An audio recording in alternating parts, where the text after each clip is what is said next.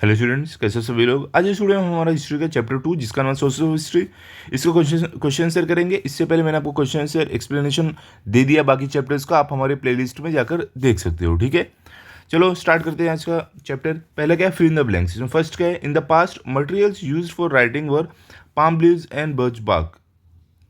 Okay, ये आपका answer है। सेकंड क्या है, Vedic literature provides information about ancient Indian history. Okay, third क्या है, the literature preserved by oral tradition is Vedic, Jain and Buddhist literature.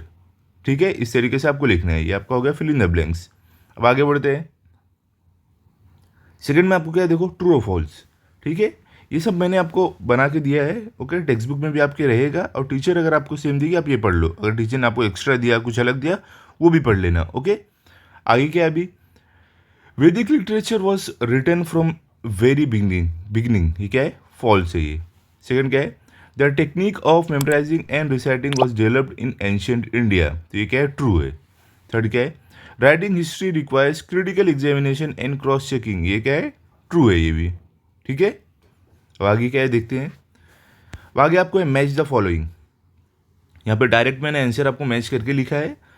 ठीक है, आपको ऊपर नीचे दिया हुआ हो सकते हैं, तो आपको मैच करना रहेगा। तो पहला क्या है, देखो पॉटशर्ट्स है, इसका क्या है, मटेरियल सोर्स।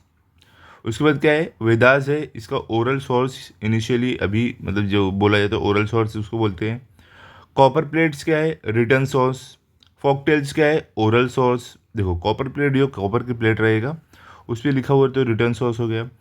फॉकटेल्स क्या हो गया, कहानियाँ जो हम एक दूसरे से हमें मालूम पड़ती है, हमारे दादा से तो डैडी को, डैडी से हमको, तो ऐसे चलते रहते, तो ओरल सोर्स हो गया। टेम्पल्स क्या है, मटेरियल सोर्स, क्योंकि वो एक फिजिकली एक चीज़ जो हम देख सकते कि हाँ ये हमारे एंशियंट हमारे हिस्ट्री में बनी थी, तो हम देख सकते हो, कोई बता नहीं रहे, हम खुद देख सकते हैं, तो इसके लिए हो गया मटेरियल सोर्स। फिर क्या है, बर्च बाग, इसका इसका क्या है, ये रिटर्न सोर्स है, क्योंकि इस पर लिखते थे। ओके, समझ में आ गया। चलो आगे चलते हैं भी। अब देखो आगे आपको आंसर इन वन सेंटेंस। पहला क्या है, in the past what materials were use for writing. क्या बोले, पास्ट में कौन से मटेरियल लिखने के लिए यूज़ किए जाते थे। तो आंसर क्या है, in the past people use palm leaves, birch bark, potsherds and copper plates for writing. ठीक है, ये सब सारी चीज़ें यूज होती थी राइटिंग के लिए, लिखने के लिए। क्लियर हो गया। चलो आगे चलते हैं। Second, what information is obtained from वैदिक लिटरेचर। हमें वैदिक लिटरेचर से क्या इन्फॉर्मेशन मिला। तो आंसर क्या है, Vedic literature provides information about ancient Indian society, rituals and history. हमें वैदिक लिटरेचर से ये इन्फॉर्मेशन मिलती है कि हमारी एंशियंट इंडियन सोसाइटी कैसी थी, वहाँ पे रिचुअल्स कैसे थे, जो रीति रिवाज थे वो कैसे थे, और वो टाइम की हिस्ट्री, वो अतीत, वो टाइम कैसा था। ठीक है, चलो भी आगे चलते हैं। थर्ड में which literature is preserved by oral tradition. क्या बोले, कौन सा लिटरेचर ओरल ट्रेडिशन से प्रिजर्व है, बचाया गया है। तो आंसर क्या है, द वैदिक, Jain and Buddhist literature was preserved by oral tradition. यहाँ पर बोल रहे कि वैदिक हो गया, जैन हो गया और बुद्धिस्ट लिटरेचर, ये सब ओरल ट्रेडिशन की वजह से प्रिजर्व है। ठीक है, समझिए। आगे चलते भी।